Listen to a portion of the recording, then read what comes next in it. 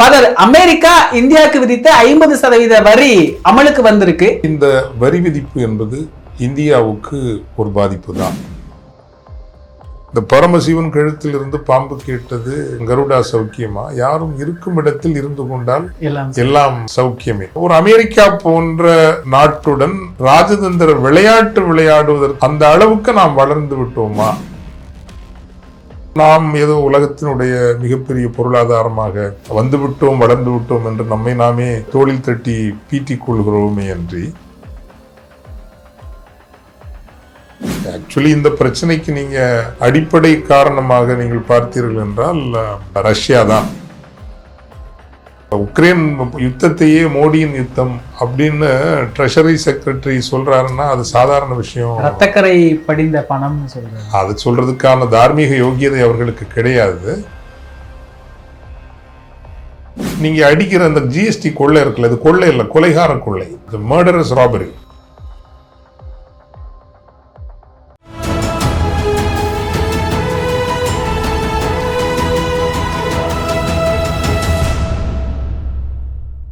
தமிழ் நிறம் நேயர்களுக்கு வணக்கம். இன்று நம்மிடையே ஃபாதர் ஜெகத் காஸ்பர் அவர்கள் இணைந்துள்ளார். ஃபாதர் வணக்கம். ஃபாதர் வணக்கம். ஃபாதர், அமெரிக்கா இந்தியாவுக்கு விதித்த 50% வரி அமலுக்கு வந்திருக்கு. இது இந்தியாவில் என்னென்ன விதமான பாதிப்புகளை ஏற்படுத்தி இருக்கு ஃபாதர்? இந்தியாவினுடைய ஒட்டுமொத்த ஜிடிபியில் 5% ஏற்றுமதி வணிகத்தை சார்ந்து இயங்குகிறது. அந்த ஏற்றுமதியிலும் அதிக லாபம் தருகிற ஏற்றுமதி களம் என்பது அமெரிக்காவும் ஐரோப்பிய நாடுகளும். எனவே இந்த வரி விதிப்பு என்பது இந்தியாவுக்கு ஒரு பாதிப்பு தான். அந்த பாதிப்பிலும் மிக முக்கியமாக நாம் கவனிக்க வேண்டியது பேரளவிலான, இப்போ ஒரு ஐடி துறை என்றால் அதில் சில ஆயிரங்களில் தான் நமது இளையர்கள் அல்லது நமது குடிமக்கள் வேலையில் இருப்பார்கள். ஆனால் இந்த வரி விதிப்பினால் பாதிக்கப்பட போகிற துறைகள், ஒன்று பின்னலாடை துறை, ஆயத்த ஆடைகள், ஏனைய வீடுகளுக்கு தேவையான டெக்ஸ்டைல் சார்ந்த அந்த துறையானது லட்சக்கணக்கில் அடித்தட்டு மக்களுக்கு வேலைவாய்ப்பு அல்லது வாழ்வாதாரம் தரக்கூடிய துறைகள். அது டெக்ஸ்டைலாக இருக்கட்டும், தோல் பொருட்கள், லெதர், ஃபுட்வேர், காலணிகள், ஜெம் கட்டிங். தமிழ்நாட்டுக்கு அதிகம் அது இல்லை அப்படின்னாலும் குஜராத், மகாராஷ்டிரா போன்ற மாநிலங்களுக்கு அது மிக மிக முக்கியமானது. இன்னொன்று இந்த பொது மருந்துகள், ஜெனரிக் மெடிசின்ஸ் அப்படின்னு சொல்லுவாங்க. இப்படி மிக பெரிய அளவிலான கடைநிலை மக்களுக்கு வாழ்வாதாரத்தை உறுதி செய்கிற துறைகள் இதனால் பெரிய பாதிப்புக்கு உள்ளாக போகின்றன. எனவே இது வெறும் ஒரு அந்நிய செலாவணி இழப்பு என்பது மட்டுமல்ல, நமது நாட்டிற்குள்ளேயே லட்சக்கணக்கான மக்களினுடைய வாழ்வாதாரம் என்கின்ற கேள்வியையும் எழுப்புகிறது. அதைவிட முக்கியமாக இந்த பாதிக்கப்பட போகிற நிறுவனங்கள் எப்படி மீண்டு எழுந்து வருவார்கள்? ஏன்னா அவங்க சம்பளம் கொடுக்கணும், கம்பெனி மெயின்டைன் பண்ணணும், மெஷின்ஸ் இதெல்லாம் தொடர்ந்து நல்ல நிலையில் வச்சிருக்கணும். ஒரு வகையில் சில துறைகள் பெரும் நெருக்கடியை தான் இதனால் சந்திக்கும். ஃபாதர், இப்போ நெடுநாட்களாவே சொல்ற விஷயம் என்னன்னா, ட்ரம்ப் அவர்கள் மோடியுடைய நண்பர் அப்படின்னு அவரும் சொல்லுவாரு, இவரும் சொல்லுவாரு. நமஸ்தே ட்ரம்ப் எல்லாம் பெரிய அளவில் பேசு பொருளா இருந்தது. இந்த விஷயத்த மோடி அரசாங்கம் எப்படி கையாண்டு இருக்கணும் ஃபாதர்? எப்படி கையாண்டு இருக்குது? முதலில் அரசியல் ரீதியாக நமக்கு 1000 கருத்து வேறுபாடு இருந்தாலும் கூட ஆர்ப்பாட்டம் இல்லாமல் இந்த பிரச்சனையை ஒன்றிய அரசு அணுகுவதை பார்க்க முடிகிறது. அதை நாம் வரவேற்க வேண்டும், பாராட்ட வேண்டும். அதாவது ஆவேசமாக எதிர்கருத்துக்கள் சொல்லுவதோ அல்லது கண்டனங்களில் ஈடுபடுவதோ இதை அவங்க செய்யலை. அதே வேளையில் பிரச்சனையினுடைய ஒரு வீரியத்தன்மையை உள்வாங்கி கொண்டிருக்கிறார்கள். அதற்கு ஒன்றும் கண்களை மூடிக்கொண்டிருப்பது போலவும் தெரியவில்லை. மூன்றாவதாக, உடனடி பொதுவாக இந்த அரசாங்கத்திற்கு அந்த வனப்பு, கவர்ச்சி, விளம்பரம் சார்ந்த ஒரு பதில் தருவது, நடவடிக்கைகள் எடுப்பது போல அப்படி இல்லாமல் ஓரளவுக்கு நீடித்த அளவில் தாக்குப்பிடிப்பதற்கு என்னென்ன வழிகள் என்பதை பற்றி குறைந்தபட்சம் பேசுகிறார்கள். எனவே இந்த விஷயத்தில் நாம் அரசாங்கத்தை பாராட்டித்தான் ஆக வேண்டும். ஆனால் என்ன இப்படி ஒன்று வரும் என்பதை ஏன் எதிர்பார்த்திருக்கவில்லை? ஏற்கனவே வந்து கொண்டிருந்த சமிக்ஞைகள் என்று சொல்வார்கள், தி சிக்னல்ஸ், அதை நாம் உள்வாங்கிக் கொள்ள தவறிவிட்டோமா? இந்த கேள்விகள் தான் அடுத்த கட்ட நமது பயணத்திற்கு உதவியாக இருக்கும். எந்த ஒரு பொருளாதாரமும் ஏற்றுமதியை மட்டுமே இன்னொரு நாட்டினுடைய சந்தையை நம்பிக்கொண்டு நீண்ட காலம் செழுமையாக இருக்க முடியாது. எல்லா நாடுகளுமே இன்று தத்தமது பொருளாதாரங்களை பாதுகாக்க வேண்டும் என்கின்ற ஒரு நிலைப்பாடு நோக்கித்தான் நகர்கின்றன. குறிப்பாக இன்னொன்றையும் பாராட்ட வேண்டும் என்றால், வேளாண் குடி மக்களினுடைய நலன்களை விட்டு கொடுத்து விடக்கூடாது என்கின்ற ஒரு அக்கறை இந்த ஒன்றிய அரசுக்கு இருக்கிறது. அதற்கும் காரணங்கள் உண்டு. காரணம், ஒரு வேளாண் குடிமக்களுக்கு எதிரான சீர்திருத்தங்களை கொண்டு வந்த பொழுது மிக உறுதியான போராட்டங்களை வேளாண் குடிமக்கள் நடத்தினார்கள். மோடி அவர்கள் பின்வாங்கி தோல்வியை ஒப்புக்கொண்ட ஒரே விஷயம் அப்படின்னா, வடநாட்டில், தமிழ்நாட்டில் கூட ஒன்றும் அப்படி பெருசாக இல்லை, வடநாட்டில் வேளாண் குடிமக்களினுடைய போராட்டங்களுக்கு அவர் கொஞ்சம் பணிய வைக்கப்பட்டார். பணிந்தார் என்பதை விட பணிய வைக்கப்பட்டார். ஸோ அதை இப்பொழுது அரசு கவனத்தில் வைத்திருக்கிறது. அரசியல் ரீதியாக அது பெரும் எதிர்வினைகளை உருவாக்கும் என்பதும் உண்மையில் நீண்ட கால அளவில் அது நமது நாட்டிற்கு அமெரிக்கா என்ன அழுத்தாலும் கூட வேளாண் துறையை உலக சந்தைகளுக்கு, குறிப்பாக முதல் உலக சந்தைகளுக்கு நாம் திறக்கக்கூடாது என்பதுதான் நமது நிலைப்பாடாக இருக்க வேண்டும். அந்த விஷயத்தில் உறுதியாக இருப்பது நல்லதுதான். ஆனால் எங்கே நாம் தவறு செய்தோம், தவறென்று சொல்ல முடியாது. நான் அடிக்கடி சொல்வதை போல, இந்த பரமசிவன் கழுத்தில் இருந்து பாம்பு கேட்டது கருடா சௌக்கியமா, யாரும் இருக்கும் இடத்தில் இருந்து கொண்டால் எல்லாம் சௌக்கியமே. ஒரு அமெரிக்கா போன்ற நாட்டுடன் ராஜதந்திர விளையாட்டு விளையாடுவதற்கு அந்த அளவுக்கு நாம் வளர்ந்து விட்டோமா அப்படிங்கிறத நம்ம கொஞ்சம் பார்த்துக்கணும் இல்லையா? அப்படி நம்ம இன்னும் வளரல. இப்போ சீனா வளர்ந்து விட்டது. அது மிக அமைதியாக, நான் முந்தைய உரையாடல்களில் கூட இதை எடுத்து வைத்திருக்கிறேன். இந்த டெங் ஷாப்பிங் காலம்தான் மிக முக்கியமான காலம். அவர் அதிபராக இருந்த பொழுதுதான் அந்த பூனை வெள்ளையோ கருப்போ சிவப்போ எனக்கு கவலை இல்லை, அது எலியை பிடிக்கிறதா என்பதை மட்டும் பாருங்கள் என்று அந்த இறுக்கமான கொள்கை நிலைப்பாடுகளிலிருந்து கொஞ்சம் நெகிழ்வாகி ஒரு புதிய பொருளாதார திசையை நோக்கி சீனாவை நகர்த்துகிறார். இன்னொன்று, புவிசார் அரசியலில் நாம் முழுமையாக வளர்கின்ற வரை ஈடுபடக்கூடாது, இந்த ஜியோ பாலிட்டிக்ஸ்லாம் நம்ம போகவே கூடாது என்று ஒரு ஜியோ பாலிட்டிக்ஸை விளையாடுற அளவுக்கு நம்ம உள்ளக வலிமைகள் வளர்த்து கொண்டு விட்டோமோ, உள்ளக தசைநார்களை வலுப்படுத்தி விட்டோமோ, அதற்கு பிறகுதான் அந்த விளையாட்டுக்களை விளையாட வேண்டும் என்று அவர்கள் ஒரு 60 ஆண்டு காலம் கடுமையாக உழைத்திருக்கிறார்கள். அதனால்தான் இன்று அமெரிக்காவுக்கு சவால் விட முடிகிறது. அமெரிக்காவும் முற்றாக சீனாவோடு ஒரு பகையை அவர்கள் வளர்த்து கொள்ளவில்லை. கடுமையான மோதலிலும் உரையாடலுக்கான வழிகளை திறந்து வைத்து கொண்டு தான் அவர்கள் இன்று ஒருவருக்கொருவர் தங்களை நடத்தி கொள்கிறார்கள். ஆனால் நம்மை பொறுத்தவரையில் அப்படி அல்ல. நாம் இன்னும் அந்த இடத்திற்கு வரவில்லை. நாம் உலகத்தினுடைய 3வது 5வது என்று சிலர் சொல்கிறார்கள், 3வது பொருளாதாரம் என்று சொல்கிறார்கள். அப்படி என்றாலும் கூட it is not distributed GDP. அதானிகள், அம்பானிகள், பிர்லாக்கள் என்று ஒரு தொகுப்பினரிடம் குவிந்து கிடக்கிற பெரும் பணம், அதை வைத்து கொண்டுதான் நாம் ஏதோ உலகத்தினுடைய மிகப்பெரிய பொருளாதாரமாக வந்துவிட்டோம், வளர்ந்து விட்டோம் என்று நம்மை நாமே தோளில் தட்டி பீட்டிக் கொள்கிறோமே அன்றி இது டிஸ்ட்ரிபியூட்டட் ஒரு ஜிடிபி கிடையாது. இது பகிர்ந்தளிக்கப்பட்ட அந்த பெர் கேபிட்டா ஜிடிபின்னு சொல்லுவாங்க. ஒவ்வொரு தனி மனிதனுக்கும் எவ்வளவு அந்த ஜிடிபியில் பங்கு இருக்குது, ஒவ்வொரு குடும்பத்துக்கும் என்ன பங்கு இருக்குது அப்படின்னு கேட்டால் நம்ம ரொம்ப ரொம்ப கீழே இருக்கிறோம். தேர்ஃபோர் ஒரு பக்கம் நம்ம யார் அமெரிக்காவோட ரொம்ப, இன்னொரு பக்கம் பிரிக்ஸ் டைம் போய் நிற்கிறது, இன்னொரு பக்கம் ரஷ்யாவோட இந்த ஆயில் வாங்குறது. ஆக்சுவலி இந்த பிரச்சனைக்கு நீங்கள் அடிப்படை காரணமாக நீங்கள் பார்த்தீர்கள் என்றால் ரஷ்யா தான். ரஷ்யாவிடம் ஒரு 4 ஆண்டுகளுக்கு முன்பு, இந்தியா 4-5 ஆண்டுகளுக்கு முன்பு நமக்கான வெறும் தேவையில் 2% தான் ரஷ்யாவிடமிருந்து வாங்கி கொண்டு வந்தது. இப்போது 45% வாங்குகிறது. ஸோ இது நமது உரிமை தான், அதில் ஒன்றும் சந்தேகமே இல்லை. நம்ம யார்கிட்ட வாங்கணும் யார்கிட்ட வாங்கக்கூடாதுங்கிறது அது நமது உரிமை. ஆனால் அமெரிக்காவையும் நாம் ஒரு பக்கம் வைத்துக் கொள்ளலாம், இதையும் செய்யலாம் என்கின்ற கணக்கு உலகத்தில் இன்றைக்கு அது குறிப்பாக ட்ரம்ப் நிர்வாகத்தில் அது வேலைக்கு ஆகலை. அதனுடைய வெளிப்பாடு என்ன அப்படின்னா, ஒவ்வொரு நிர்வாகத்திலும் ஒரு நிலைப்பாட்டிற்கு ஆதரவானவர்களும் இருப்பார்கள், எதிரானவர்களும் இருப்பார்கள். அதுவும் அமெரிக்கா போன்ற ஒரு நாடு லாபியிங் நிறைய உள்ள ஒரு நாடு. ஒவ்வொரு நாடும் லாபியிங் ஃபர்ம்ஸ், அது வெளிப்படையாக ஏற்றுக்கொள்ளப்பட்ட ஒரு தொழில். அரசுடனும் அரசு சார்ந்த அலகுகளுடனும் ஒரு தங்கள் தரப்பு விஷயங்கள் சீராக நடப்பதற்கும் முன்னகர்த்தி செல்லப்படுவதற்கும் இந்த மாதிரி நிறுவனங்களை பயன்படுத்திக்குவாங்க. அப்போது அந்த லாபியிங் இதை மட்டுமே நம்பி நம்ம இருக்க முடியாது. அதில் இப்போ பார்த்தீங்க அப்படின்னா இந்தியாவுக்கு எதிரான ஒரு சக்திகள் நிர்வாக அலகுகளிலே இருப்பார்கள் அல்லவா, அவர்களினுடைய குரலும் அவர்களினுடைய கரங்களும் இப்போது வலுவாகி விட்டது போல தெரிகிறது. இல்லைன்னா அங்கிருந்து வருகிற சில சொல்லாடல்கள் ரொம்ப கடுமையாகவும் உள்ளுக்குள்ள இருக்கிற அந்த இதுதானே உக்ரைன் யுத்தத்தையே மோடியின் யுத்தம் அப்படின்னு ட்ரெஷரி செக்ரட்டரி சொல்றாருன்னா அது சாதாரண விஷயம். ரத்தக்கரை படிந்த பணம்னு சொல்றாரு. அது சொல்றதுக்கான தார்மீக யோகியதை அவர்களுக்கு கிடையாது. ஆனால் நாம் எந்த இடத்தில் இருக்கிறோம் என்பதை புரிந்து கொள்வதற்கு இந்த நிகழ்வுகள் உதவும் என்று நினைக்கிறேன். ட்ரம்ப் அவர்களோட பழிவாங்கும் நடவடிக்கை அப்படின்னு எடுத்துக்கலாமா ஃபாதர்?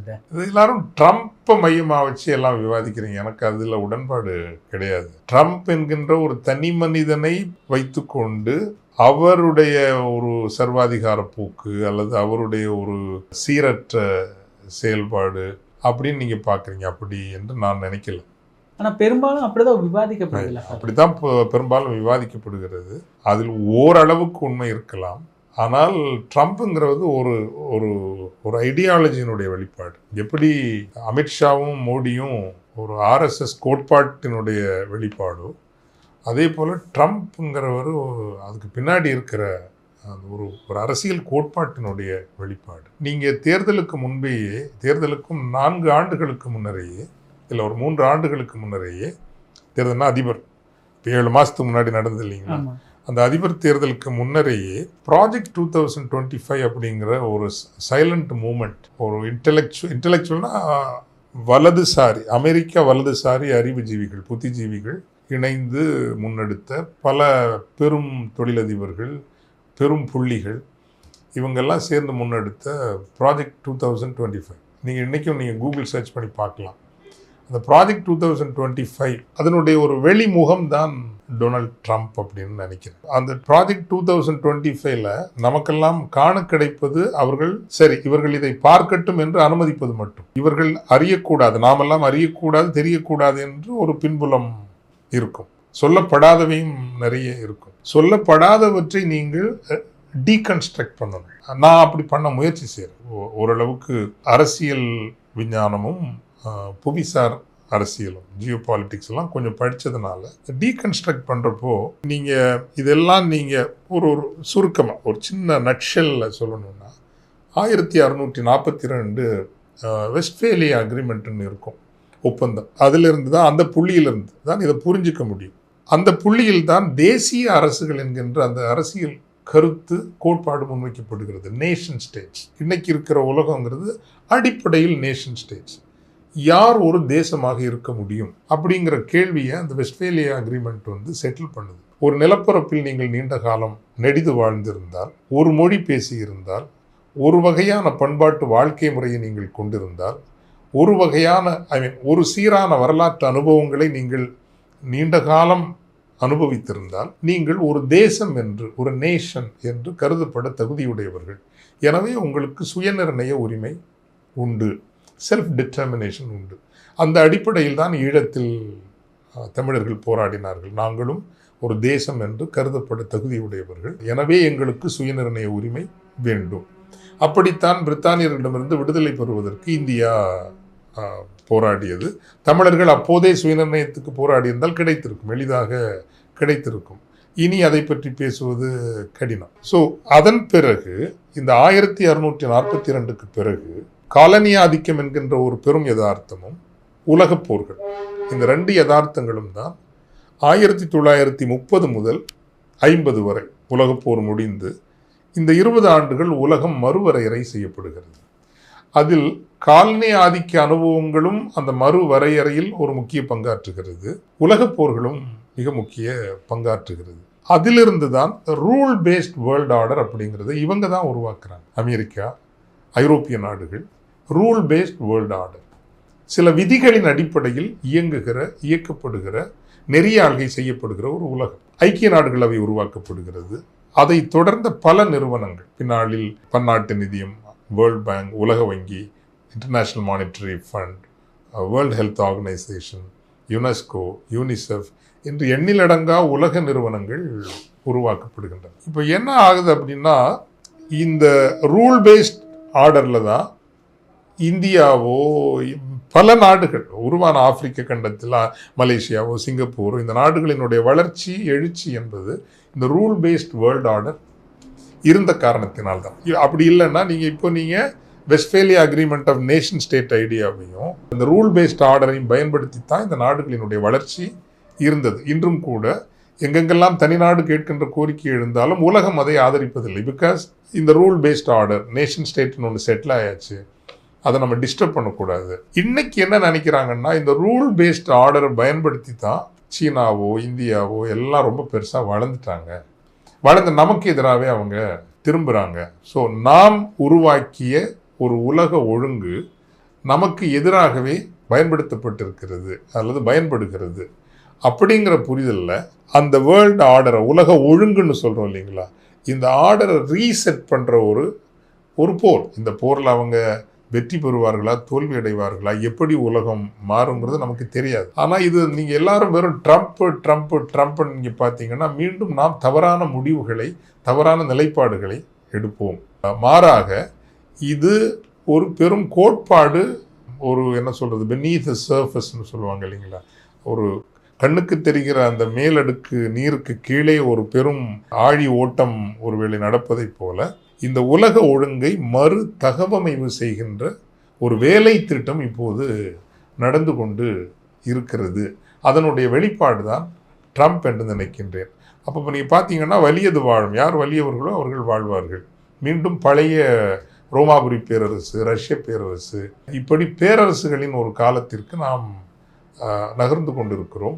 பெரிய விலைகள் ஒருவேளை உலகம் கொடுக்க வேண்டி இருக்குமோ, கொடுத்து விட்டுத்தான் மீண்டும் ஒரு ஒழுங்கிற்கு அது வருமோ என்றுதான் எனக்கு எண்ண தோன்றுகிறது. எனவே ட்ரம்ப் என்கின்ற தனி மனிதனை சுற்றி இதை நீங்கள் புரிந்து கொள்ள தலைப்பட்டால் நாம் தவறு செய்தவர்களாக இருப்போம், அல்ல தவறான புரிதலை ஏற்றுக்கொள்கிறோம் என்பது எனது நிலைப்பாடு. அந்த கட்டமைப்பில் ட்ரம்ப் ஒரு யுக்தியா பயன்படுத்துறாங்கன்னு புரிஞ்சுக்கலாம்.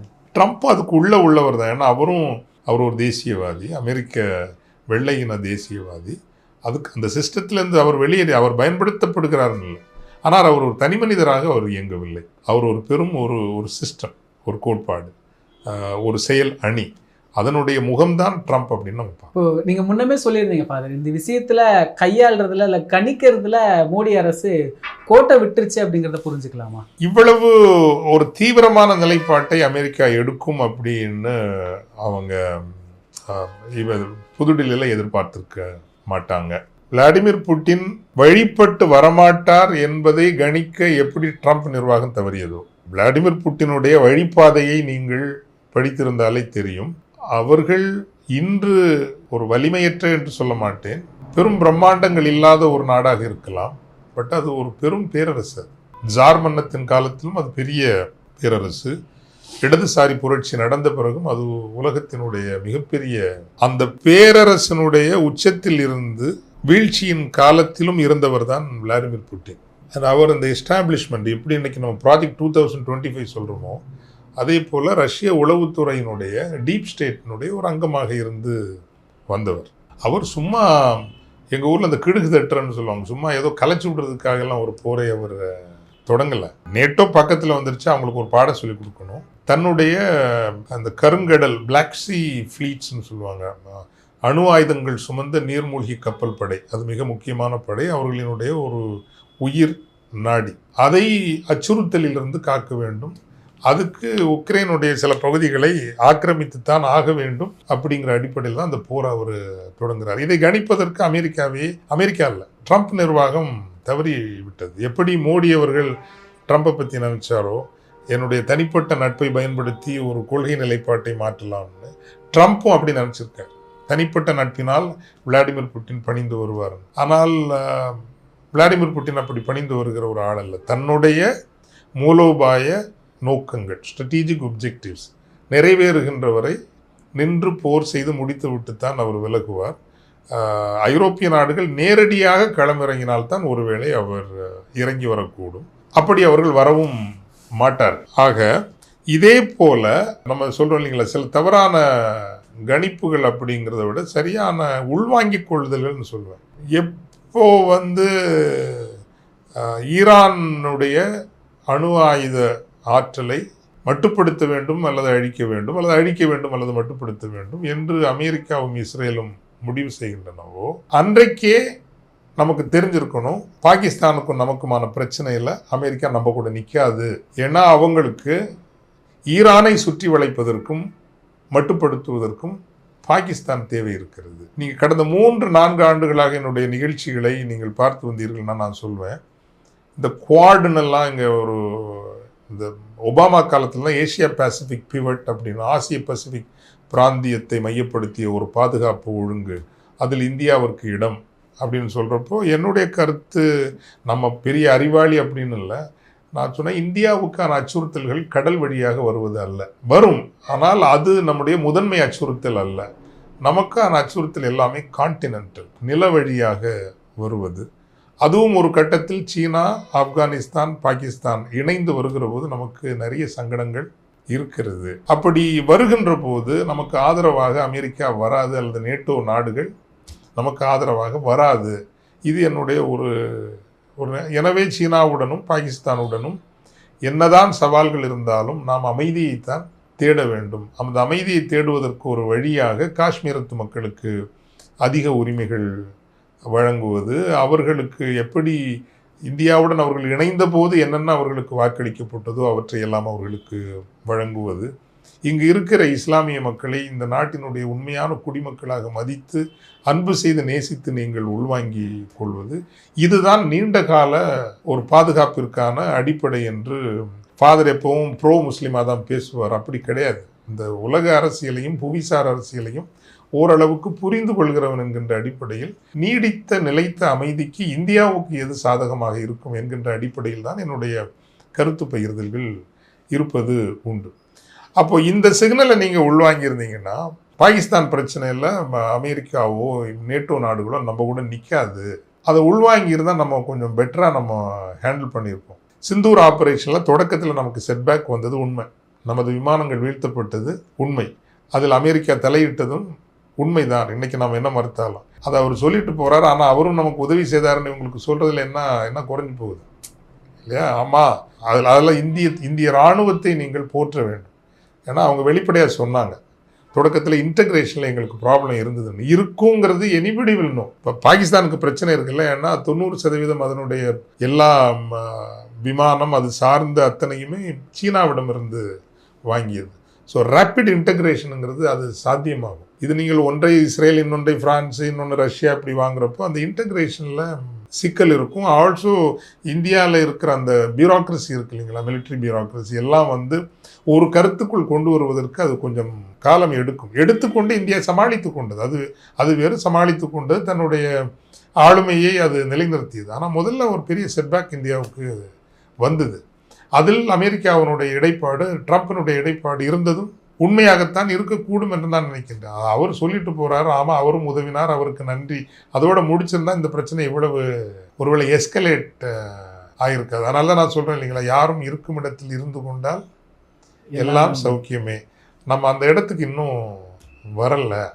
அப்போ இந்த ஈரான், இஸ்ரேல், அமெரிக்கா வார், அது எப்படி நமது பாகிஸ்தான் சார்ந்த உறவுகள் இதில் எப்படி பாதகங்களை உண்டாக்கும், இதெல்லாம் நம்ம சரியாக கணிக்க தவறியதால் தான் இந்த இடத்துல நம்ம நிற்கிறோமோன்னு நான் நினைக்கிறேன். ஆனால் இந்த வரி விதிப்பை பொறுத்த வரைக்கும் அமெரிக்க நீதிமன்றமே கண்டிச்சிருக்கு. ஆனால் அமெரிக்க நீதிமன்றத்தையும் இவர் எதிர்த்து பேசுகிறாரு, விமர்சிக்கிறார். இது எங்கே போய் முடியும் ஃபாதர்? அது அவர்களினுடைய உள்நாட்டு பிரச்சனை. ஒன்று, அது நமக்கு மகிழ்ச்சி என்ன அப்படின்னா, ஜனநாயகத்திற்கான நம்பிக்கை முற்றிலும் இற்று போகவில்லை இருக்கிறது. The institutional mechanisms for democracy and rule of லான்னு சொல்கிறோம் இல்லைங்களா, சட்டத்தின்படி ஆளப்படுகிற நடத்தப்படுகிற ஒரு அரசு ஆட்சிக்கான செக் அண்ட் பேலன்சஸ் இன்னும் அங்கே உயிர் துடிப்பாக தான் இருக்குது. அதனால் நாம் முழு மகிழ்ச்சி அடைய முடியுமானா முடியலை. ஏன்னா ஒரு தடை கொடுக்கல, அது சட்டவிரோதமானதுன்னு சொல்லியிருக்குது. ஆனால் அக்டோபர் வரைக்கும் அது டைம் கொடுத்துருக்குது. அக்டோபருக்குள்ளே உச்சநீதிமன்றம் இவர்களுக்கான கன்சர்வேட்டிவ் உச்சநீதிமன்றம் தானே, அதனால் நமக்கு உடனடி ஆறுதல் என்பது ஆம், ஜனநாயகத்திற்கான குரல் இன்னும் இருக்கிறது அப்படிங்கிறது ஒரு ஆறுதல் தானே தவிர அதனால் நமக்கு வேறு எந்த பயனும் நடக்கப் போவது இல்லை. எங்கே போய் முடியும்னா, அவங்க எடுத்துக்கொண்ட சில கொள்கைகளில் அவங்க தெளிவாக இருக்காங்க. நம்ம இப்போ எடுக்கிற நடவடிக்கைகள் சரியான நடவடிக்கைகள். ஆனால் நீண்ட கால அளவில் எப்படி நாம் நமது பொருளாதாரத்தை வளர்க்கப் போகிறோம், ஒரு ஏற்றுமதியை சார்ந்து இருக்கிற பொருளாதாரமாக இல்லாமல் இன்டர்னல் கன்சம்ஷன், உள்நாட்டிலேயே இந்த பொருட்கள் அதிகமாக மக்களால் கொள்ளப்படும் என்றால் பொருளாதாரம் நன்றாகத்தான் இருக்கும். அப்படி கொல்லப்படணும்னா நீங்கள் அடிக்கிற அந்த ஜிஎஸ்டி கொள்ளை இருக்குல்ல, அது கொள்ளை இல்லை, கொலைகார கொள்ளை. மீண்டும் சொல்கிறேன், கொலைகார கொள்ளை. அது மர்டரஸ் ராபரி.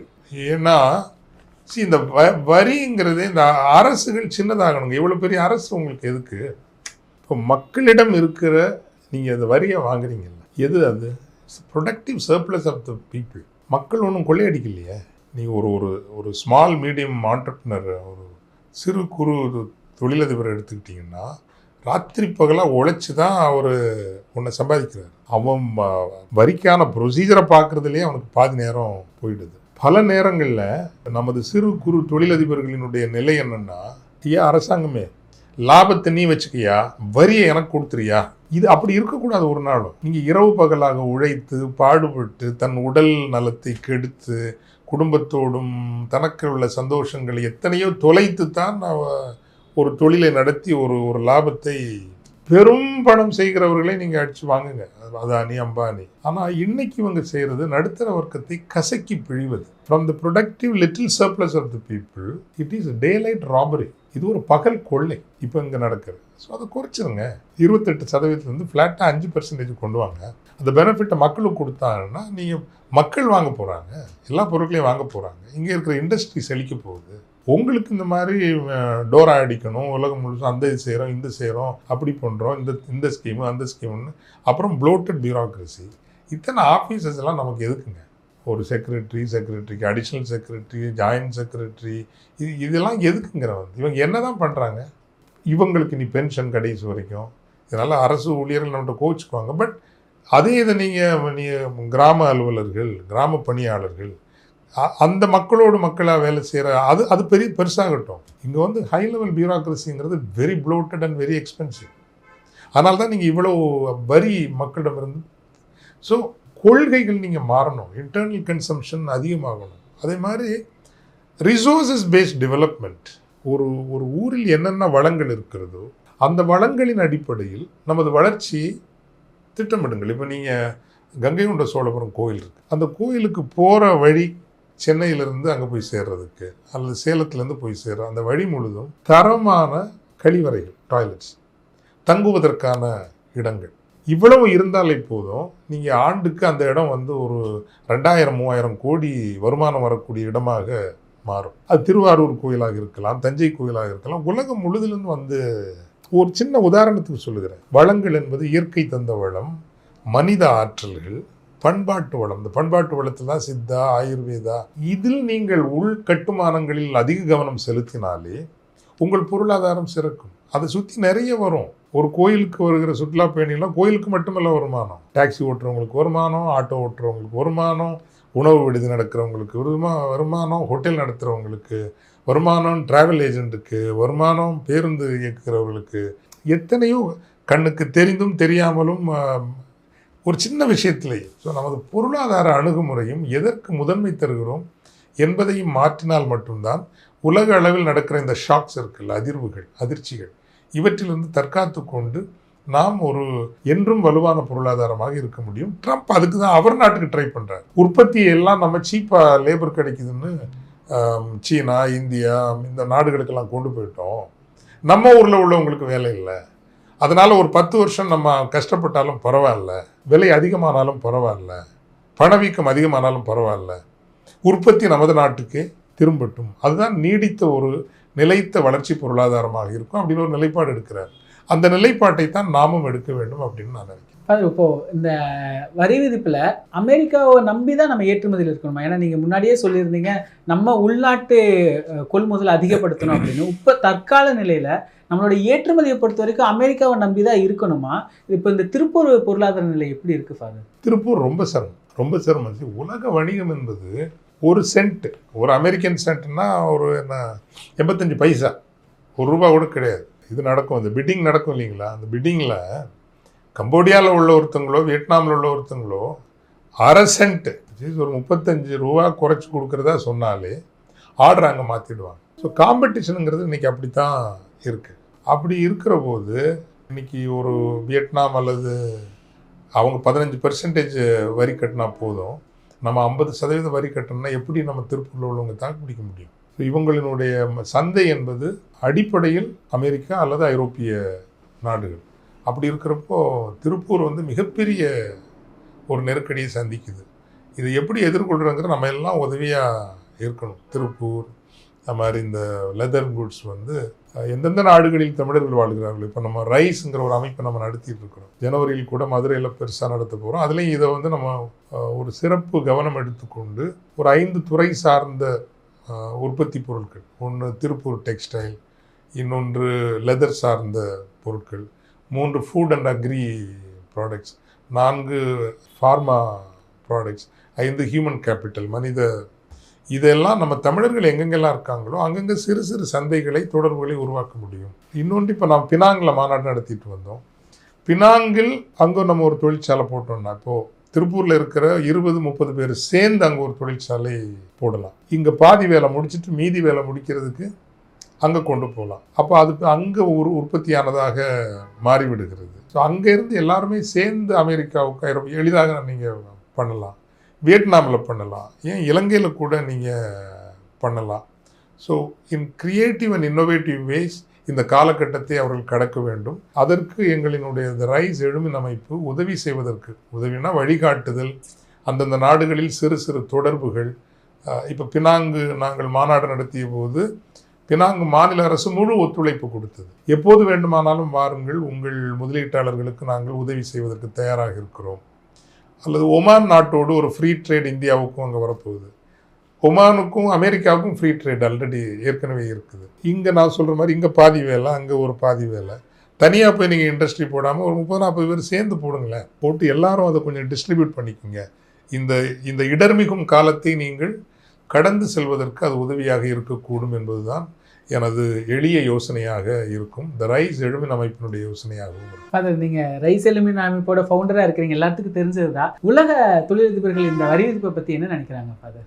இது அவங்களால அந்த ஷாக்கை எதிர்கொள்ள முடியல. பாவம் இல்லைங்களா? நீங்கள் இப்போ அமெரிக்க சந்தையை நம்பி 100 கோடி அல்லது 50 கோடி, ஏன் 20 கோடியே வங்கி கடன் வைத்திருக்கிறவர்கள் திடீர்னு நிறுத்திட்டா என்ன பண்ணுவாங்க? அதில் வேலை செய்கிற ஒரு 100-200 பேருக்கு சம்பளம் போடணும், அவங்கள வீட்டுக்கு அனுப்பணும். ஸோ இது என்ன, இதில் நினைக்கிறதுக்கே ஒன்றும் இல்லை. இது வந்து ஒரு பெரிய வலி. அதிர்ச்சியை விட வந்து நிலைகுலைந்து போவார்கள். அதை நம்ம பரிவோடு தான் புரிஞ்சுக்கணும். அரசினுடைய உதவிகள், ஆதரவு உடனடியாக அவங்களுக்கு ஒரு போர்க்கால அடிப்படையில் கிடைக்கணும்னு தான் நான் நினைக்கிறேன். தற்கால அரசியல் குறித்தான பல தகவல்களை சுவாரஸ்யமாக பகிர்ந்து கொண்டதுக்கு நன்றிங்க. நன்றி.